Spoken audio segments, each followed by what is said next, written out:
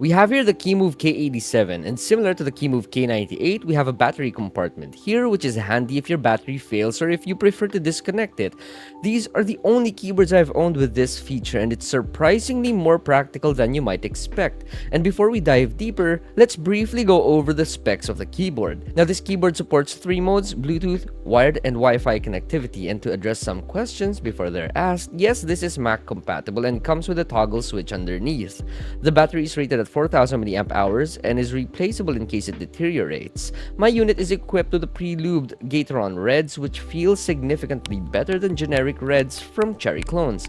The only potential downside, depending on your keyboard preference of course, is its tray-mounted structure. Although gasket mounting is the current trend, tray mounting can be ideal for certain switches, like tactile switches. The software includes standard features such as key binding, macro recording that detects mouse clicks, and RGB lighting options. Moreover, the PCB here is a universal hot swap PCB accepting both 3-pin or 5-pin switches. The box contents are straightforward with a keyboard, manual, cable, and switch puller. No extra Gateron Reds are included. The Keycap Switch Puller combo looks really good. In fact, I personally own lots of Kemove's teardown tools, which I will also link below together with the link to the K87. The cable looks good with colors and branding of Kemove. The housing is well made with minimal flexing. The top cover appears thick and sturdy with a metal plate inside that's dampened with silicone. It has a substantial weight to it though. The keyboard does not feel hollow, overall providing a very solid build. The feet are standard kick-up feet with good rubber implementation underneath. One thing I noticed is the height of this keyboard.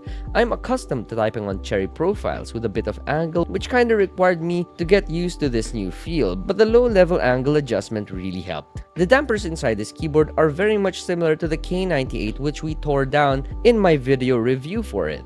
The keycap profile closely resembles ASA keycaps featuring double-shot PBT keycaps. The stabilizers are pre-lubed so there's very minimal rattling, although you can add more lube if you wish, especially on those elbows. The stabilizers have a slight wobble but are good enough for me. The switches on my unit are pre-lubed Gateron Reds. This keyboard is available with 3 versions of Gaterons: Reds, Silvers, and Browns. Oh, and by the way, that's a diffuser in the switch that makes the RGB shine not brighter, but kinda spreads it more evenly throughout the board. Matched with the north-facing hot swap PCB and a white metal plate, you get a really good backlight shine. And speaking of RGB, let's discuss the aesthetics here. The K87 comes in only one color option, a tricolor blend of blue, dark blue, and white. The top cover features a combination of gloss, matte, and textured surfaces. The textured surface adds a personality that gamers might find appealing. There's branding at the lower right, which is subtle enough for my taste. Additionally, the branding isn't just regular paint on the cover, but a metal badge. I like that the keycaps have alternate legends printed on the sides. I'm not usually a fan of prints on keycaps, but this is just alright. The keyboard offers lots of RGB modes, and with the diffusers on the switches,